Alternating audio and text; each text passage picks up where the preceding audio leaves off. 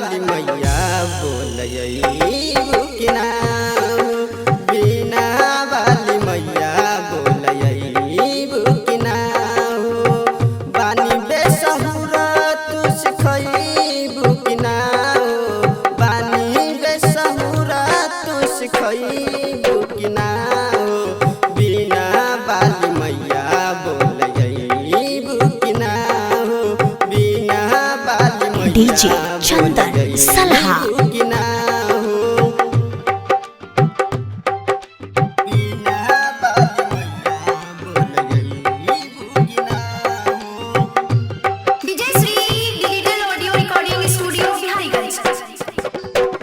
तहरस करतानी माई गोहार हो सुन ले तू माई खाली बेटा के पुकार हो बेटा के पुकार हो तहरस करतानी माई गोहार हो सुन ले तू माई खाली बेटा के पुकार हो बेटवा के सुर से सिखैबू कि ना बेटवा के सुर से सजैबू कि ना बीना वाली मैया बोलैबू कि ना डीजे चंदन सलहा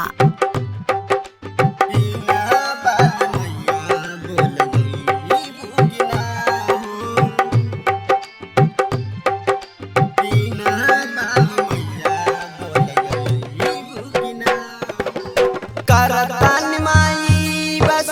तोहरे बखान हो रउरे कृपा से चले दुनिया जहान हो करतान माई बस रउरे बखान हो रउरे कृपा से चले दुनिया जहान हो बीबास धीरज के बोलैबू कि ना